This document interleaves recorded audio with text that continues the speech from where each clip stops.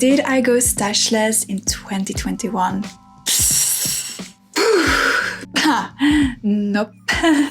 In today's video, I will share with you how my attempts to go stashless went last year, as well as my sewing and knitting goals for 2022. Do I still want to go stashless? Let's find out.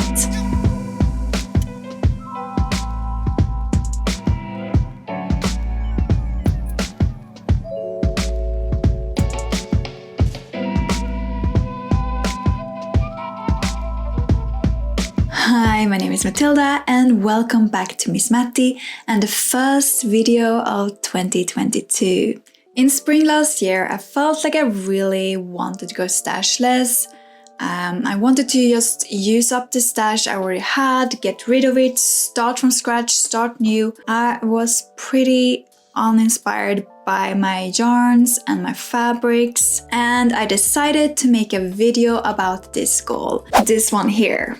And if you haven't watched that video and you're curious to find out what I mean with going stashless, what my goals were, where I got the inspiration and so on, I will link to that video both in the cards as well as in the description box down below, so you can check that video out if you haven't already. Looking back at that video, I think I was a bit naive setting this goal because, as I mentioned earlier, I was really uninspired by my stash, and before I made that video I had a long extended period where I actually didn't make anything for a while.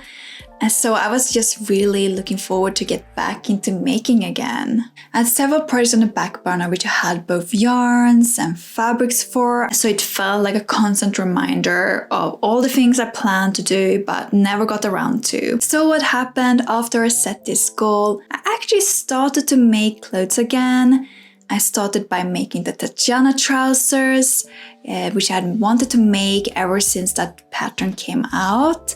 And I used a fabric that's been laying in my stash for over 2 years at this point. So that was a really good start. And then I had my collaboration with Evelyn Wood, where we tried to refashion a men's shirt without creating any waste. And this project was perfect for me to get back into being creative again, designing and sort of coming up with creative solutions to how to pull this project off.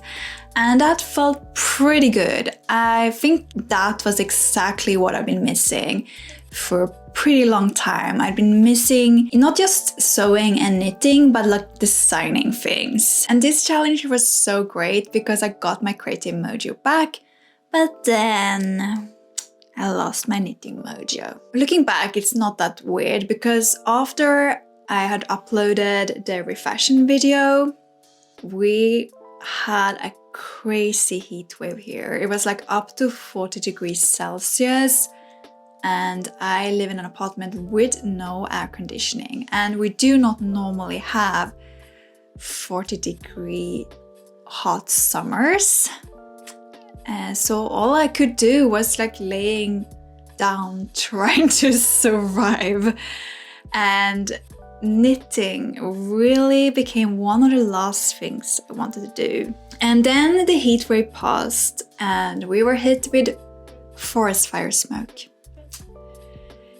Yeah, that did not help with my sewing and knitting mojo at all. I do not know if you ever have experienced being in an area that is filled with smoke from forest fires, but it's pretty horrible. But of course, not as horrible as being near the forest fires, which I luckily was not. I really feel for everyone that lost their homes and lived in fear of losing their homes. So luckily, because I'm quite far away from where the forest fires were, I wasn't affected at all in that way.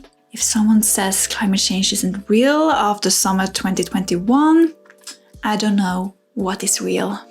So then I was trying to get back into my knitting mojo, and I started to knit these very intricate lace socks.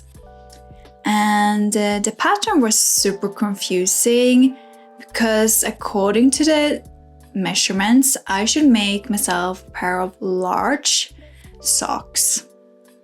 and I don't have that big calf, so I was very confused. But I started to make the large and it was massive. And then I was like, okay, maybe I should make the medium size. And I made it again and it was still massive. And then I reknitted the hem again and it was quite decent size. But at this point, I had really lost my interest in this project. I didn't want to knit advanced, very intricate lace socks anymore. I really just wanted to have a fun yet simple project, and I definitely did not want to cast on a project because casting on required too much brain power. I just wanted to be in the middle of a knitting project and sort of knit along there. Does anyone relate to this? Or is it just me? I actually think my yarn stash had so much more potential for a stashless 2021 because I really like the yarns that I have. However, my fabric stash, it's just full of messy scraps. And messy fabric scraps isn't the most inspiring thing to look at. I really need to find a way to make my scraps inspiring and also store them better. Also, if I'm gonna be really honest, what I wanted to make in 2021 and what was in my fabric stash did not correlate at all. I know I said in that video that I was allowed to buy fabrics for anything that was on my sort of wish list, projects I want to make list, but let's be real, none of those projects were suitable to use up my fabric scraps. So, do I still want to go stashless for 2022? Nope. It's no longer a goal of mine. And as I said earlier, I think it was because I didn't make as much as I wanted.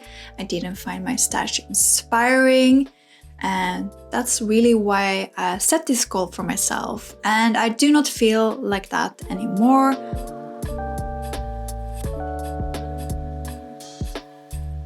So what do I want to do in 2022? First of all, I need to really organize my fabrics. So if you have any good suggestions for managing scraps specifically or general fabric storage ideas, let me know in a comment down below because I need some input. And secondly, I want to knit more. I have really missed this in 2021. I actually really love my yarn stash. I found that the qualities are great, the colors are great, and I actually have many ideas what I can make with it. It's just to get around to execute it. And I want to finally get back into machine knitting again, so let me know in a comment down below if you would be interested in machine knitting content, because if you are, I will try to make it for you. And then I want to continue to buy only fabrics that are on my wish list that I have here on my phone, or for existing video ideas. I might need to make sure that those correlate, that anything I need to buy for any videos that I planned for you this year, those items are on my wish list because I have a suspicion that that might not be the case. And I want to be creative with my fabric scraps. I have researched loads of ideas on what to do with fabric scraps, and I've collected a list of ways we can bust those scraps and use them in clothes and accessories, because I find a lot of times that those scrap posting lists are mainly aimed at quilters, and there are not so many lists out there for us who like to make clothes.